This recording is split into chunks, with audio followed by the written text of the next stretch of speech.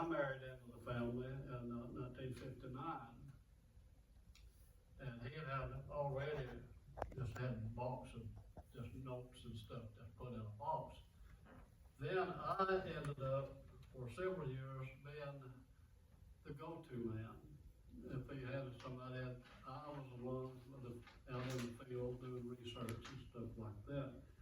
I was the one right below my house come up with the cover of this book right there. I took that picture in 1962. I found it on a tree. There was moss all over the thing, and I thought, well, I better check this out. So I take the rubber part eraser on a pencil and I trace it through, and I kept looking at it, and I said, I don't know if I'm gonna tell Forrest that or not, you know. So I go back to the house, and I got me some little white chalk type stuff, and I just traced it out. But got this little estimate type picture of it. And you talk about a guy getting excited when you see it. And it was pretty interesting type thing to have something, you know, that close to our house and stuff.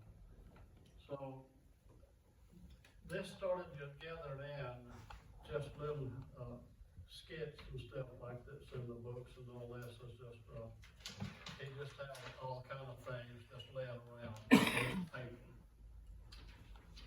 My son was born in 1960. About a month, I was less than half a mile from our house. There was an attorney and his wife, a couple of kids out through there, and we needed a babysitter, so she volunteered to take home my son. And then she got acquainted of what we were doing, this, that, and the other, and I kept telling Forrest, I said, you got to put this, and categorize it somewhere, get this stuff in order. And this went on because he didn't want to. And we kept on for a good little while. And eventually he said, I don't know how we would do it. But the lady out next door over, she bringing the kids back and forth and so forth, she got to see a little bit of this, and she says, I can put that together. So okay. So here comes all this stuff. There was in this archives in Washington to get factual how many was at this area, you know, on record and things. So we did actually go into the records itself, you know, type thing. The interesting thing that other than just Indian heritage and things, factual. If we want to really get into detail of that thing, I could go so far, there's some things I can't.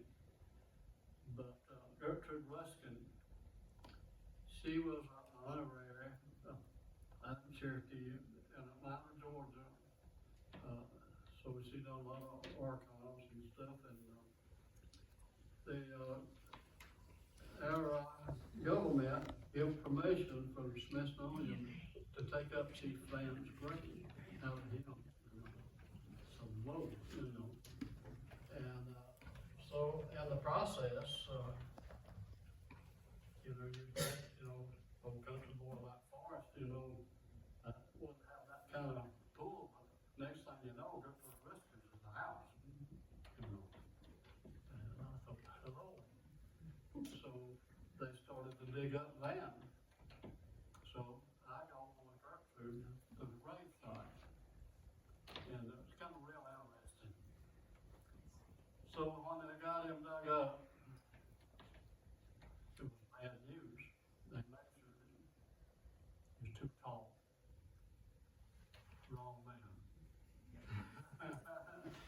So it's interesting because I had two experiences that day. One was just a shock that, you know, that they got the wrong one. The second, I got to ride with Gertrude Ruskin, the worst driver I've ever been with. But so we go back to Forrest and said, let me, what we doing? What we're going to do now?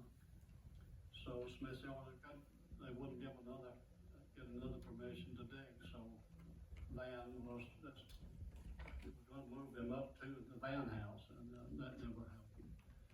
So getting into things that's really physical.